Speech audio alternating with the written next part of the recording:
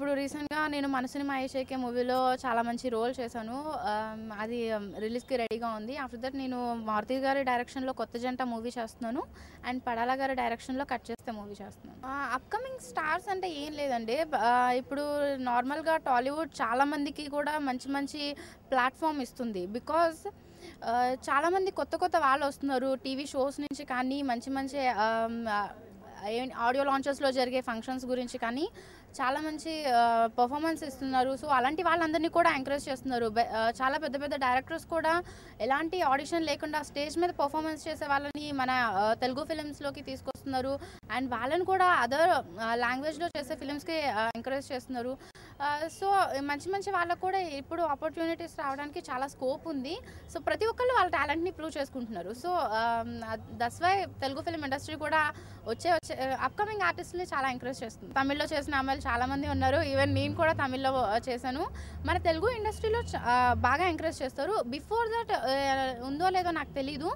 నేను ఇండస్ట్రీకి వచ్చిన తర్వాత నుంచి నాకు తెలిసింది ఏంటంటే అందరినీ ఎంకరేజ్ చేస్తారు మన తెలుగులో ఉన్న డైరెక్టర్స్. చాలామంది చెప్తూ ఉంటారు తెలుగు అమ్మాయిలను ఎంకరేజ్ చేయరు అని. అలాంటిది ఏం లేదు. మారుతి సార్ అందరినీ తెలుగు వాళ్ళని పెట్టే చేస్తూ ఉంటారు.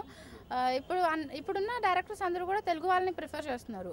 అలాంటిది ఏం లేదు. నాకు డ్రీమ్ రోల్స్ అంటే చాలా ఉన్నాయి చేయాలి అని అనుకున్నవి. బట్ నేను ఇప్పటివరకు చేసిన క్యారెక్టర్స్ అన్నీ కూడా డిఫరెంట్‌గా ఉన్నాయి కాబట్టి ఇలాంటి క్యారెక్టర్స్ నేను ఎంజాయ్ చేస్తున్నాను చేయడానికి. డ్రీమ్ రోల్ అంటే నాకు శ్రీదేవి గారి లాగా చేయాలని ఉంటుంది అప్పుడప్పుడు. నాకు హీరోగా వర్క్ చేయాలంటే రవితేజ సార్తో వర్క్ చేయడం చాలా ఇష్టం. నేను బల్బులో ఆయనకి మరదలుగా ఒక చిన్న సీన్ చేశాను. ఆఫ్టర్ దట్ నేను అప్పటి నుంచి కూడా ఆయనకి చాలా పెద్ద ఫ్యాన్. సెట్స్లో చాలా బాగుంటారు. ఇప్పటివరకు నేను చూసిన హీరోస్ అందరిలో కూడా నాకు రవితేజ గారి బిహేవియర్ అదంతా బాగా నచ్చింది. నేను మళ్ళీ ఆయనతో మూవీస్ వర్క్ చేయాలి అని అనుకుంటున్నాను. ఇంకా డైరెక్టర్తో అంటే మారుతి సార్తో రెగ్యులర్గా మూవీస్ చేస్తూనే ఉంటాను. నా ఫస్ట్ మూవీ ఈ రోజుల్లో అప్పటి నుంచి ఇప్పటి వరకు కూడా ఒకే ట్రీట్మెంట్. ఎప్పుడు ఆర్టిస్ట్ని ఎలా చూడాలి, ఎలాంటి క్యారెక్టర్స్ ఇవ్వాలి, ఏ క్యారెక్టర్కి వీళ్ళు యాప్ట్ అవుతారు అని చెప్పి మంచి లైఫ్ని ఇస్తూ ఉన్నారు మన తెలుగు వాళ్ళకి ఎస్పెషల్లీ. నాకు రాజమౌళి గారితో, వివి నాయక్ గారితో వర్క్ చేయడం చాలా ఇష్టం. డిఫరెన్స్ ఏం లేదండి. తమిళ్ అండ్ తెలుగు చాలా నేను ఏ లాంగ్వేజ్లో చేసినా కూడా నాకు చాలా కంఫర్టబుల్గా ఉంది. ప్రతి ఒక్కళ్ళు ఆర్టిస్ట్ని ఏ విధంగా చూడాలి, వాళ్ళకి ఎలాంటి ప్రిఫరెన్స్ ఇవ్వాలి అనేది బాగా చూస్తారు. నాకు ఏం పెద్ద డిఫరెన్స్ కనిపించలేదు.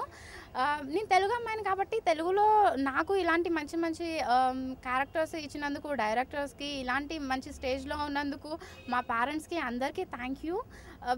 ఇంకా నేను తమిళ్లో కూడా ఇలాంటి మూవీస్ చేస్తూ ఉన్నాను. నాకు పెద్ద డిఫరెన్స్ ఏం కనిపించలేదు కానీ నాకు 2 లాంగ్వేజెస్లో చేయడం చాలా హ్యాపీగా ఉంది. నేను మా ఫాదర్ సూపర్ స్టార్ కృష్ణ గారు వాళ్ళ ఇంట్లో ఇంటీరియర్ కాంట్రాక్టర్. సో నేను వాళ్ళ ఇంటికి ఒక ఫంక్షన్కి వెళ్ళినప్పుడు ఒక తమిళ్ డైరెక్టర్ చూసి ఒక షార్ట్ ఫిల్మ్కి అడిగారు. ఆఫ్టర్ దట్ నాకు తెలీదు ఎలాంటి ఆఫర్స్ వచ్చేసాయి ఏంటి అనేది. I'm feeling very great because ఎలాంటి బ్యాక్గ్రౌండ్ చాలామంది బ్యాక్గ్రౌండ్ నుండి వాళ్ళ తరపు నుంచి వస్తూ ఉంటారు. కానీ నాకు ఎలాంటి బ్యాక్గ్రౌండ్ లేకుండా, ఎవరి సపోర్ట్ లేకుండా నేను ఇంతవరకు వచ్చాను అని అంటే మా పేరెంట్స్ ఎంకరేజ్మెంట్. చాలా హ్యాపీగా ఉంది. నేను నాయక్లో రామ్ చరణ్ గారి పక్కన ఒక క్యారెక్టర్ చేశాను. సో ఆ డైలాగ్ చెప్తాను. ఏంటి చెర్రీ లేడా? అది కాలేజ్ బస్ మిస్ అయింది, మమ్మీ చెర్రీని కాలేజ్ దగ్గర డ్రాప్ చేయమంది. నువ్వు ఏది అడిగితే అది కాదనకుండా ఇచ్చేయమంది. అదే మనం బైక్ మీద వెళ్తూ ఉంటాం కదా, స్పీడ్ బ్రేకర్స్ వచ్చినప్పుడు నేను గట్టిగా పట్టుకోమంది. చెర్రీ ఎన్నిసార్లు నేను వెనకాల పడుతున్నాను, కాలేజ్ మొత్తం నువ్వు నా బాయ్ ఫ్రెండ్ అని చెప్పాను. అంటే ఇప్పుడు నువ్వు నన్ను కాలేజ్కి తీసుకెళ్ళవా?